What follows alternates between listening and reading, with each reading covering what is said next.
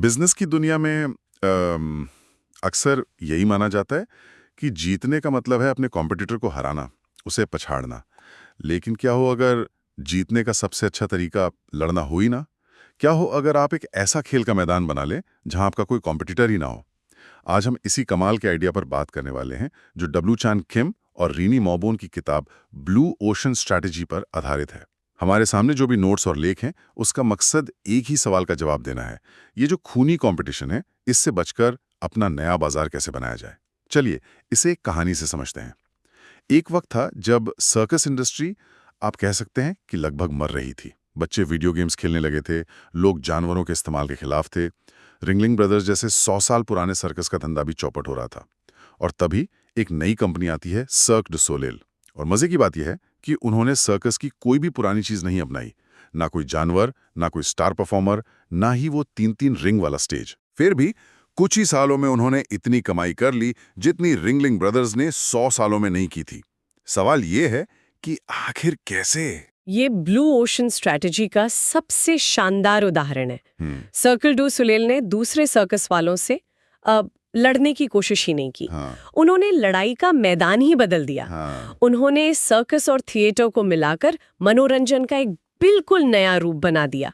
एक ऐसा बाजार जहां वो अकेले थे। हाँ, जहां वो अकेले खिलाड़ी थे। लड़ाई का मैदान ही बदल दिया। ये सुनने में बहुत दिलचस्प है। तो किताब में इसी मैदान के बारे में बात की गई है ना? रेड ओशन और ब्लू ओशन। बिल्कुल, इसे ऐसे समझिए, ज्यादातर कंपनियां रेड ओशन यानी लाल सागर में तैर रही हैं। ये वो बाजार हैं जहां पहले से ही बहुत सारे खिलाड़ी हैं। सब एक दूसरे से लड़ रहे हैं, दाम कम कर रहे हैं, एक दूसरे का मार्केट शेयर छीनने की कोशिश कर रहे हैं।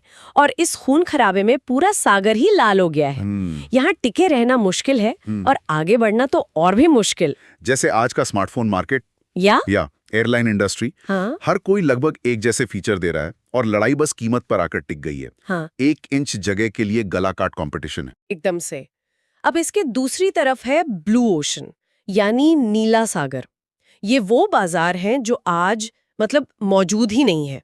ये अनछुई अनखोजी जगह है।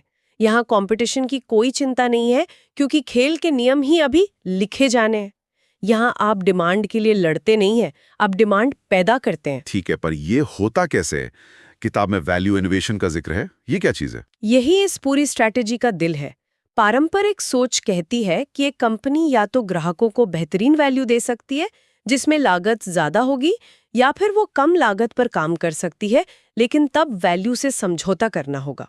आपको एक चुनना पड़ता है। हाँ, या तो एप्पल बनेंगे जो प्रीमियम है, या फिर कोई बजट ब्रांड जो सस्ता है। दोनों एक साथ कैसे हो सकता है? ये तो नामुमकिन सा लगता है। वैल्यू इनोवेशन इसी या को और में बदल देता है। इसका मकसद है लागत को कम करना और ग्राहक के लिए वैल्यू को एक साथ बढ़ाना। ये उन चीजों पर पैसा खर्च करना बंद करने के बारे में है जिनकी ग्राहक को अब परवाह नहीं है, और उन नई चीजों पर ध्यान केंद्रित करने के बारे में है जो इंडस्ट्री ने कभी दी ही नहीं। ओके, तो ये नामुमकिन काम करने का तरीका क्या है? कोई फॉर्मूला है? मुझे लगता है कि यहीं पर वो 4 एक्शन फ्रेमवर्क आता है जिसके बारे में हमारे नोट्स में लिखा है। हाँ, ये एक बहुत ही प्रैक्टिकल टूल है।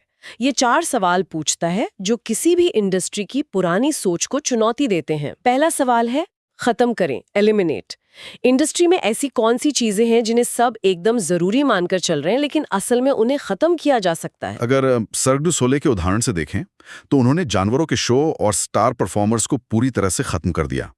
दशकों से सर्कस इंडस्ट्री इन पर करोड़ों खर्च कर रही थी, लेकिन नए जमाने के दर्शकों को शायद इनकी उतनी परवाह नहीं थी। बिल्कुल। दूसरा सवाल है, कम करें, रिड्यूस। ऐसी कौन सी चीजें हैं जिन्हें इंडस्ट्री के स्टैंडर्ड से बहुत नीचे लाया जाना चाहिए? सर्क डू सोलेल ने पारंपरिक सर्कस वाले रोमांच और भद्दे हास्य को कम किया ताकि शो ज्यादा कलात्मक और परिष्कृत लगे। ठीक है, खत्म किया, कम किया, अब आगे। तीसरा सवाल, बढ़ाएं, रेज। किन चीजों को इंडस्ट्री के स्टैंडर्ड से कहीं ज्यादा ऊपर उठाया जाना चाहिए? सर्क डू सोलेल ने वेन्यू के अनुभव को बहुत बढ़ाया। उन्होंने एक शानदार थिएटर जैसा टेंट बनाया जिसकी वजह से वो ज्यादा कीमत वसूल सके। और आखिरी सवाल सबसे जरूरी लगता है। हाँ, चौथा सवाल है, बनाएं, क्रिएट। ऐसी कौन सी नई चीजें बनाई जानी चाहिए जो इंडस्ट्री ने आज तक दी ही नहीं है? सर्क टू सुलेल ने एक कहानी, एक थीम, कलात्मक संगीत और डांस को बनाया।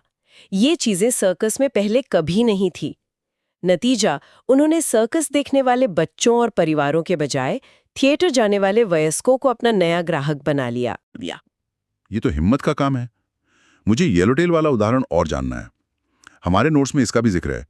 अमेरिका का वाइन बाजार तो बहुत डरावना माना जाता था, है ना? बहुत ज्यादा।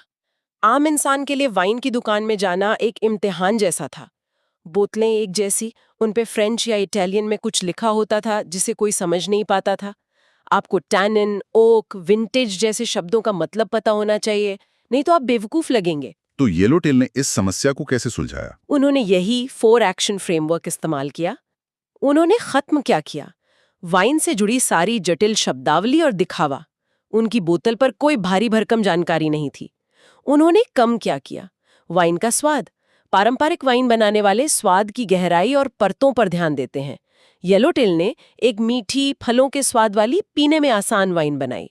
एक मिनट, ये तो बड़ा रिस्की लगता है। वाइन के जो पारखी लोग हैं वो तो नाराज हो गए होंगे। क्या उन्होंने अपने पुराने ग्राहक खोने का जोखिम नहीं उठाया? बिल्कुल उठाया। और यही ब्लू ओशन का सार है। उन्होंने जानबूझकर पारखी लोगों को अपना ग्राहक माने ही नहीं। उनका टारगेट वो लोग थे जो बियर पीते थे या कॉकटेल पीते थे और वाइन से डरते थे। उन्होंने उन लोगों के लिए एक नया बाजार बनाया। कमाल है। तो उन्होंने बढ़ाया और बनाया क्या? उन्होंने चुनने में आसानी को बढ़ाया। शुरुआत में सिर्फ 2 तरह की वाइन निकाली, एक रेड, एक वाइट, कोई कंफ्यूजन नहीं। और उन्होंने एक मजेदार और सरल अनुभव बनाया। बोतल पर एक चमकीले रंग का कंगारू था जो आसानी से पहचाना जा सकता था। उन्होंने वाइन को डरावना नहीं बल्कि मजेदार बना दिया। ठीक है, तो ये 4 एक्शन फ्रेमवर्क एक तरह का चेकलिस्ट है कि क्या हटाना है और क्या जोड़ना है। लेकिन ये तो तब काम करेगा जब आपके पास कोई आइडिया हो। असली सवाल तो यह है कि वो पहला आइडिया आएगा कहाँ से? क्या इसके लिए भी कोई टूल है? हाँ, और ये बहुत महत्वपूर्ण सवाल है। किताब इसके लिए 6 पार्ट्स फ्रेमवर्क देती है। ये कंपनियों को अपनी इंडस्ट्री के तयशुदा दायरों से बाहर झांकने में मदद करता है।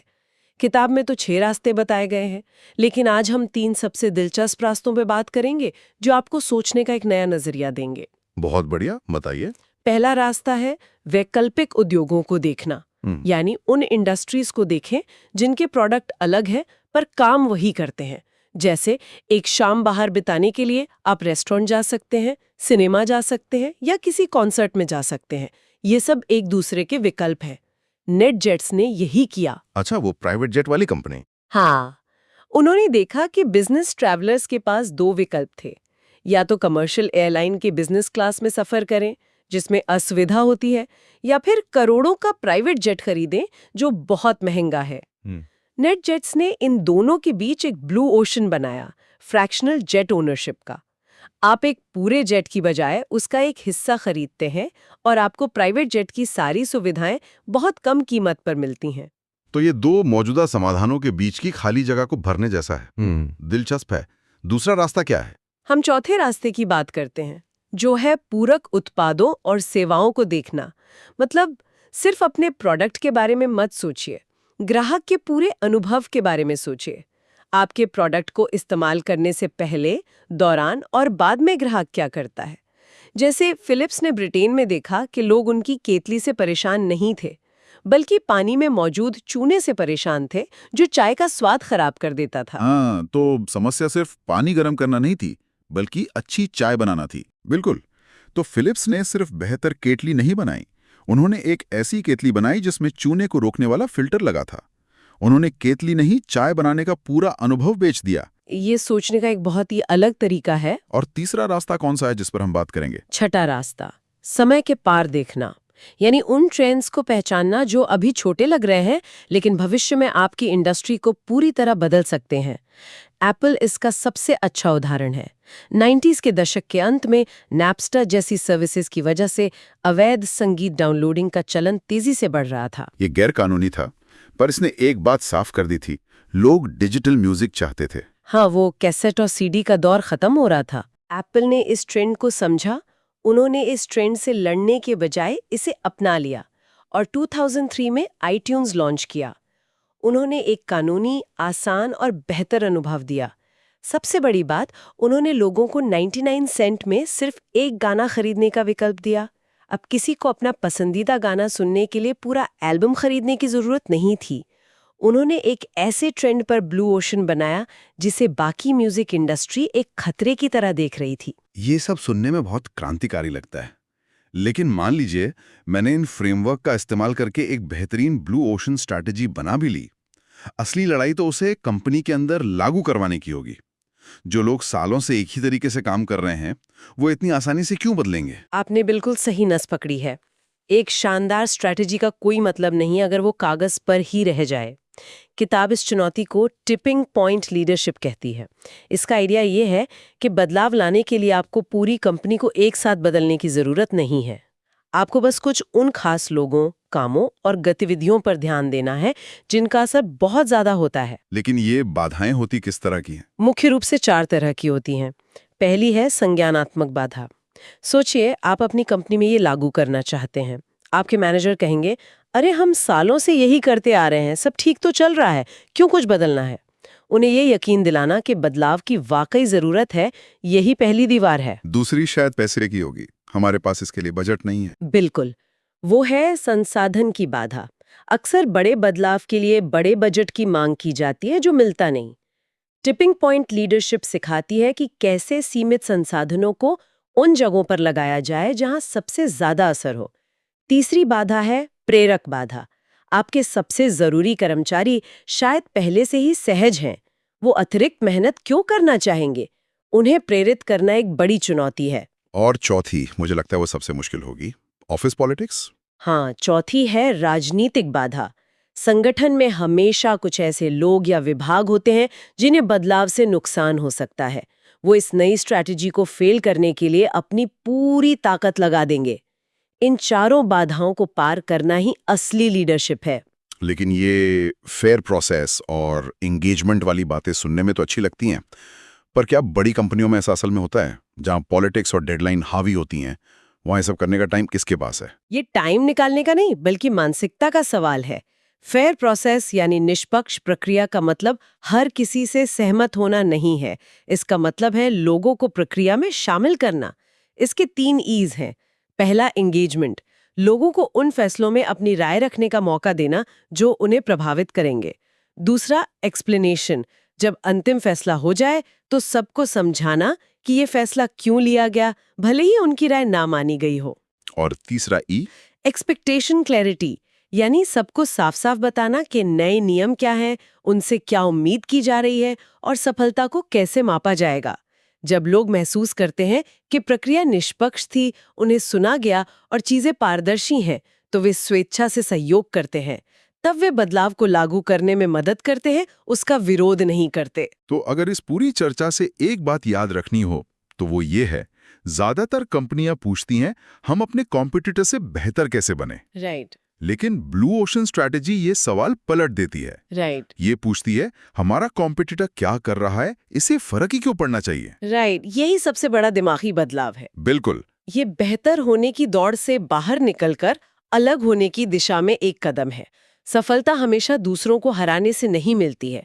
कभी कभी सफलता एक नया खेल शुरू करने से मिलती है जिसके नियम आप खुद लिखते हैं। तो अंत में हम सुनने वालों के लिए एक विचार छोड़ना चाहेंगे। हम्म, किताब एक सवाल पूछती है जो इस पूरी चर्चा का निचोड़ है। हम्म, अपनी इंडस्ट्री या अपने काम के बारे में सोचिए। हम्म, ये पूछने के बजाय कि हम अपने प्रतिस्पर्धियों को कैसे हरा सकते हैं, ये पूछने की कोशिश कीजिए कि हमारी इंडस्ट्री ग्राहकों को कौन से समझौते करने के लिए मजबूर करती है।